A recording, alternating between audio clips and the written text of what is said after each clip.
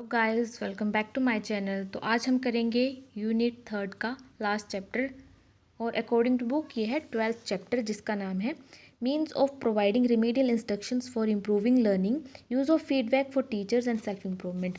तो देरी ना करते हुए शुरू करते हैं। सबसे पहले पढ़ेंगे हम ऑब्जेक्टिव्स ऑफ रेमीडियल टीचिंग, यानी उद्देश्य क्या है रेमीडियल टीचिंग करवाने के। तो each प्यूपिल is different in terms of ability, उसकी अपनी अपनी एबिलिटीज़ होती हैं। एकेडमिक स्टैंडर्ड्स अलग अलग होते हैं, क्लासरूम लर्निंग में भी वो डिफरेंट होता है, उसकी जो एकेडमिक परफॉर्मेंस होती है वो भी अलग होती है। And each has his own learning, सबकी अपनी अपनी लर्निंग होती है। तो बेसिकली इसका एम जो ऑब्जेक्टिव है वो क्या है, to provide learning support to students, students को लर्निंग सपोर्ट प्रोवाइड किया जाए। रेमेडियल टीचिंग वही होती है ना। हु लैक्स इन स्टडीज़, जो कि स्टडीज़ में लैक करता है बच्चा। The another objective is remedial teaching, इसका अदर ऑब्जेक्टिव क्या हो सकता है रेमेडियल टीचिंग का, is to give additional help, बच्चे को एडिशनल हेल्प प्रोवाइड कराना। Remedial teaching is important for students who have difficulties, जिनको उनके लिए इम्पोर्टेंट है जिसको डिफ़िकल्टीज़ आती है लर्निंग में, and have some psychological needs, और जिसको कुछ साइकोलॉजिकल नीड्स की ज़रूरत है। तो फिर हम इसके आगे प्रिंसिपल्स आएंगे। मैंने 1 बाय 1 लिखे हैं अप टू 10, आप इसको एक्सप्लेन भी कर लेना पेपर में, विद एक्सप्लेनेशन मैंने नहीं लिखे हैं। फर्स्ट है टीचिंग प्रिपरेशन, कि बच्चे को पढ़ाने के लिए पहले टीचिंग प्रिपरेशन करवानी पड़ेगी। ठीक है, जिन जो ये किन के लिए हैं principles of helping peoples with learning disabilities, जो कि बच्चों को लर्निंग में प्रॉब्लम्स आती हैं उनके लिए। सबसे पहले टीचिंग प्रिपरेशन करके क्लास में जाएंगे। फिर सेकेंड है डिवाइस वेरियस लर्निंग एक्टिविटीज़ को डिफ्रेंशिएट करके अलग अलग तरीकों में पढ़ाएंगे। फिर थर्ड है डिज़ाइनिंग मीनिंगफुल लर्निंग सिचुएशन, ऐसी सिचुएशन को क्रिएट करिए जो कि मीनिंगफुल हो बच्चे के लिए। फोर्थ है टीचिंग अप्रोचेस, न्यू अप्रोचेस से बच्चे को पढ़ाइए। फिफ्थ है प्रोवाइड क्लियर इंस्ट्रक्शन, जो भी आप इंस्ट्रक्शन प्रोवाइड करेंगे बच्चों को वो क्लियर होनी चाहिए। फिर सिक्स्थ है समराइज द मेन पॉइंट, जो मेन पॉइंट है, जैसे आप चैप्टर ही करवाते हैं तो उसके मेन पॉइंट्स को बच्चे को समराइज करवाइए। फिर सेवन्थ है enhance learning interest and motivation, बच्चे का इंटरेस्ट और मोटिवेशन को आप एनहेंस कीजिए, बढ़ाइए, बढ़ावा दीजिए। फिर एट्थ है encourage peoples active participation in class activities, अब बच्चे की एक्टिव पार्टिसिपेशन भी करवाइए क्लास में, एक्टिविटीज़ करवा के, मतलब बच्चा एब्सेंट माइंडेड ना हो। नेक्स्ट है focus on the learning process, उसकी लर्निंग प्रोसेस पे फोकस रखिए कि बच्चा कुछ सीख भी रहा है कि नहीं। टेंथ है show concern for the performance, और जो बच्चा परफॉर्मेंस देता है क्लास में उसकी तरफ भी कंसर्न दिखाइए ताकि बच्चा और अच्छा स्कोर कर सके। अगर आप इग्नोर कर देंगे तो बच्चा नेक्स्ट टाइम आंसर देने में इंटरेस्ट नहीं दिखाएगा। फिर आगे है प्रोसेस दिखाई है रेमेडियल टीचिंग की। तो इसमें एक चार्ट शो किया है कि सबसे पहले बच्चे को एनालाइज किया जाएगा, बच्चे की एनालिसिस होगी।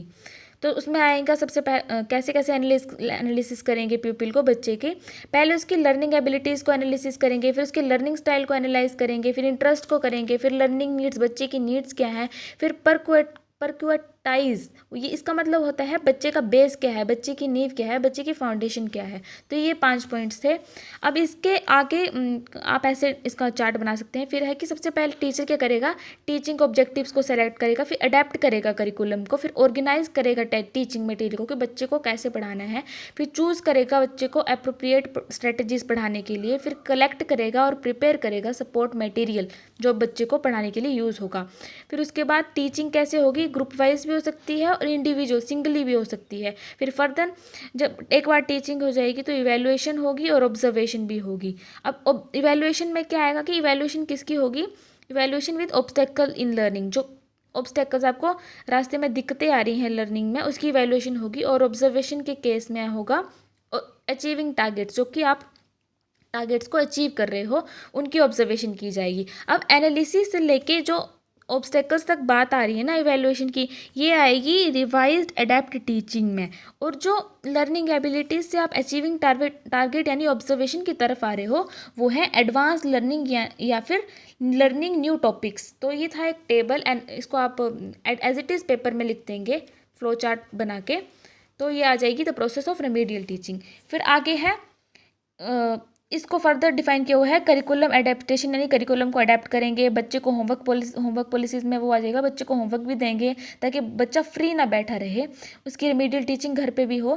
फिर टीचिंग एक्टिविटीज़ एड्स प्रोवाइड करेंगे, सपोर्टिंग मटेरियल प्रोवाइड करेंगे, फिर सेट करेंगे लर्निंग इन्वायरमेंट, ऐसा लर्निंग इन्वायरमेंट जिसमें बच्चा पढ़ सके।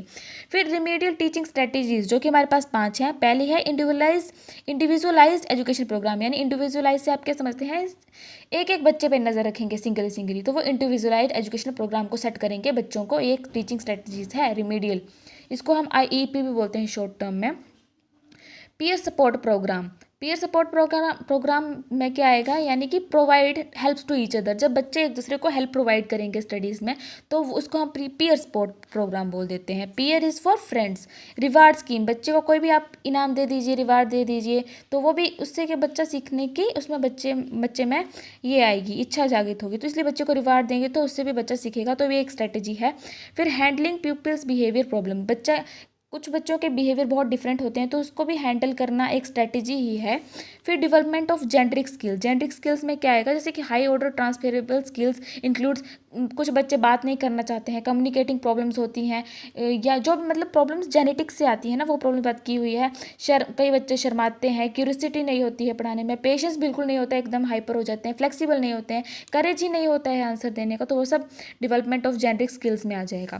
फिर इंस्ट्रक्शंस फॉर इम्प्रूविंग लर्निंग, ठीक है। अब लर्निंग को इम्प्रूव कैसे कर सकते हैं, तो पहला है assessment and record for improving learning, ठीक है। बच्चे को असेस करिए और रिकॉर्ड करिए उसकी इम्प्रूवमेंट को, ठीक है, लर्निंग की।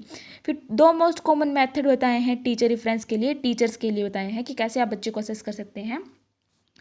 पहला है फॉर्मेटिव असेसमेंट और सबमेटिव असेसमेंट। फॉर्मेटिव असेसमेंट जो कि टेस्ट होते थे आपके साल में 4 बार, FA1 FA2 FA3 FA4, वो फॉर्मेटिव असेसमेंट आ जाएगा। और सबमेटिव असेसमेंट यानी SA1 SA2 जो होते थे हमारे साल में 2 बार एग्जाम, वो सबमेटिव असेसमेंट में आ जाएगा। और फिर अगला है कॉन्टैक्ट विद पेरेंट्स, बच्चों के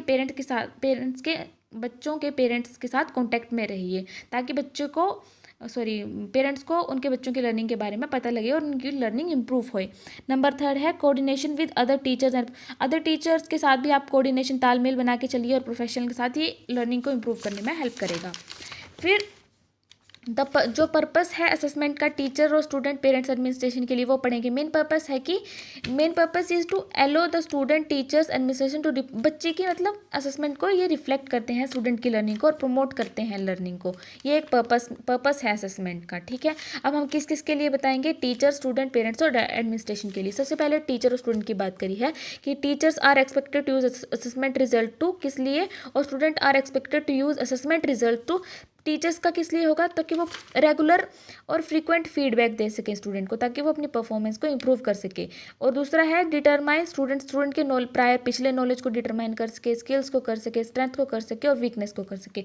अब स्टूडेंट का क्या होगा इसमें रोल, कि to receive the feedback about the level of skills, अपने लेवल ऑफ स्किल्स को जान पाए और अपने गोल्स को सेट कर पाए कि मैंने अब आगे क्या गोल अचीव करने हैं। इसका सेकेंड आ जाएगा कि इन्फॉर्म द लेवल्स अबाउट, के उसका नेक्स्ट स्टेप क्या रहेगा लर्निंग में, ठीक है। आप पेरेंट्स की बात कर लेते हैं कि पेरेंट्स का क्या ये रहेगा रोल, ताकि वो अंडरस्टैंड कर सके असेसमेंट के पर्पस को, कि पर्पस क्या है असेसमेंट का। और लीडरशिप टीम एडमिनिस्ट्रेशन का क्या एक्सपेक्टेशंस होंगी, कि वो डाटा को कलेक्ट करके रखेगा ओवर टाइम और एग्जामिन करेगा जो नए नए ट्रेंड्स आ रहे हैं एग्जामिनेशन में, ठीक है, चेंजेस आ रहे हैं।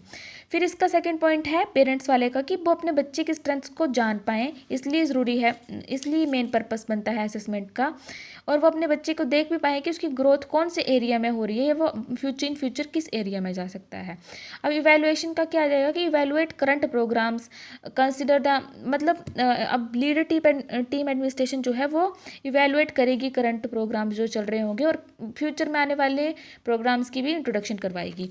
अब यूज़ क्या है फीडबैक का फॉर टीचर्स की सेल्फ इंप्रूवमेंट के लिए, तो ये एक ही हेल्प करती है स्टूडेंट को पॉजिटिव अपॉर्चुनिटीज़ में लाने की, प्रोवाइड्स अ फाउंडेशन प्रोवाइड करती है, फिर फोकस करवाती है इंप्रूवमेंट में, टीचर और स्टूडेंट के रिलेशनशिप को अच्छा बनाती है, रेज करती है क्यूरियोसिटी को, एग्जामिन करती है मोटिव्स को, रिजल्ट अच्छे आते हैं उससे। थिंक अबाउट माइंडसेट के बारे में बताती है, इम्प्रूव करती है क्लास मैनेजमेंट स्किल को, अडॉप्ट करती है डिफरेंट इंस्ट्रक्शनल टेक्निक्स को, ओपन एंडेड क्वेश्चन को हेल्प करती है क्लास में पूछने के लिए। फिर एडवांटेजेस क्या है फीडबैक टीचर्स की, क्या है एडवांटेजेस क्या है फीडबैक टू टीचर्स के, the teacher can push back if, teachers को हटा दिया जाता है अगर प्रिंसिपल्स को लगता है कि वो मतलब कहीं पे लैग कर रहा है, तो वो खुद ही लैग करेगा तो बच्चों को क्या पढ़ाएगा।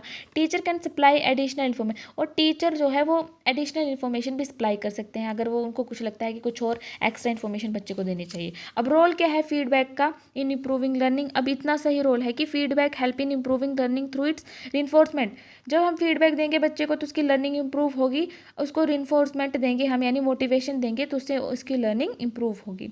अगला है feedback help in improving learning through it's controlling function, controlling function यानी मैनेजमेंट फंक्शंस, ठीक है। तो इसमें आएगा मीजरिंग प्रोग्रेस, बच्चों को क्या कर रहे हैं, मीजर कर रहे हैं या फिर डायरेक्ट कर रहे हैं टुवर्ड्स उसके गोल्स, उसके गोल्स के प्रति। तो यही था इसका रोल। बस यहीं पे चैप्टर एंड होता है। आई होप आपको समझ आया होगा। Thank you for watching the video.